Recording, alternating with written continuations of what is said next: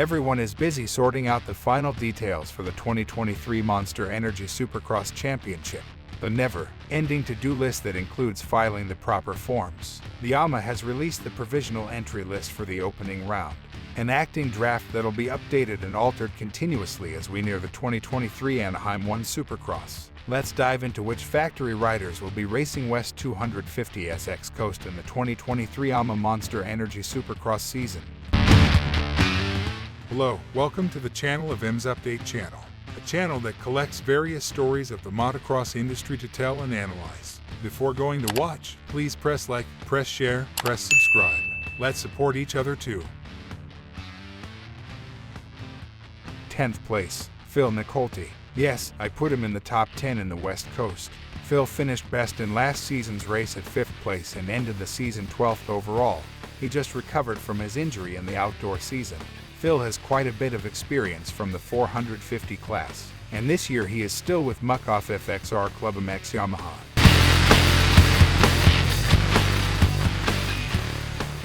Ninth place, Max Anstie. Anstie has had a bad season in 2022.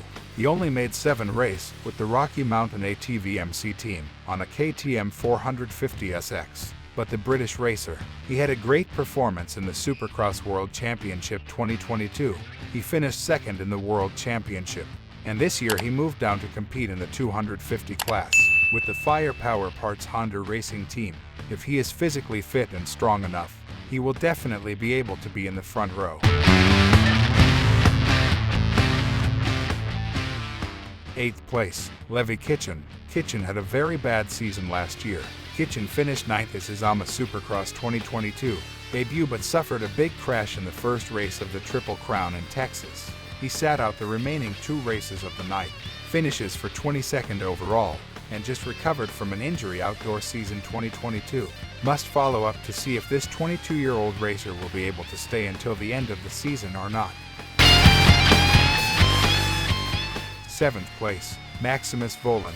Voland hasn't had much to admire in the 2022 Supercross season. Sadly, he missed out on the first round of the race. He turned pro for the first time in 2021 and finished best in 6th place. In 2021 he was still injured as usual that year. Voland still has to find his first podium so that he can gain more confidence. It remains to be seen if this young man will be as successful as his father, Talon Vohland. 6th place, Styles Robertson. Robertson, there was a very fickle season with last year's Supercross. He was able to finish second in the Daytona Speedway Supercross and can only compete in one more field and he will be injured later. Robertson has aggression and talent and had a season that wasn't too bad with Motocross. Robertson has moved from Rockstar Husqvarna to Star Racing Yamaha, which is pretty good looking.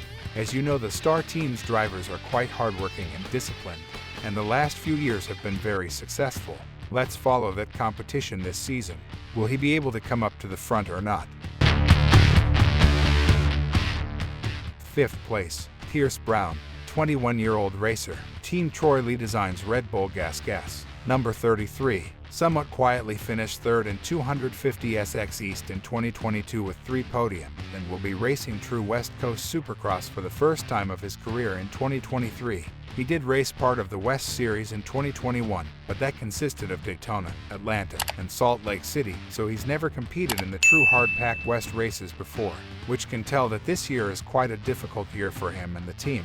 It remains to be seen if he will be able to have a podium like last year, so I put him in 5th place. 4th place, RJ Hampshire. Still using number 24 like last year for Hampshire, and still with Rockstar Energy Husqvarna for 4th year together. 2023 is his 9th season in Supercross racing.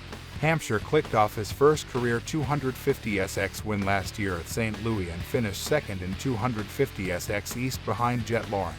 This will be the first time since 2019 that he'll be racing the West Series, and he has said he will spend quite a bit of time in California both before and during the season to remain acclimated to the hard-packed West Coast style dirt.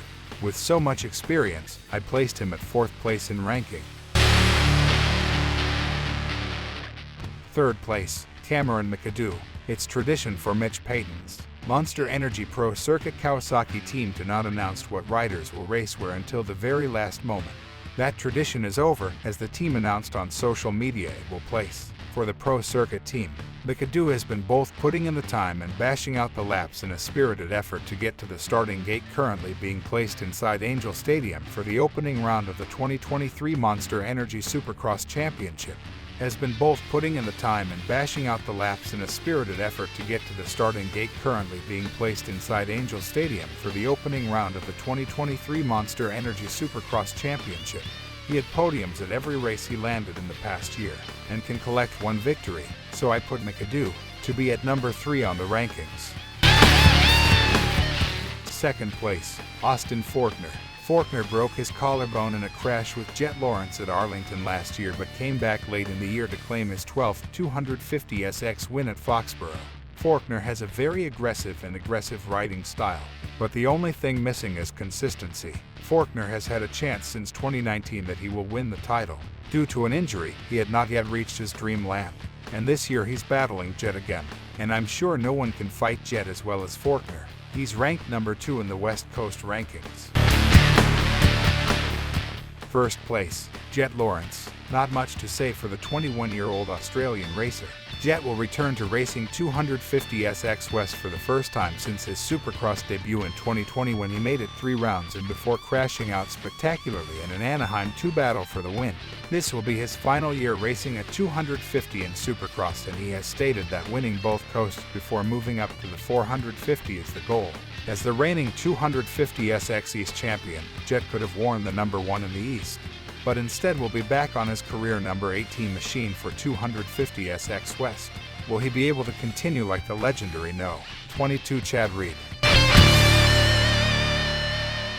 Who do you think will be able to win the first field successfully?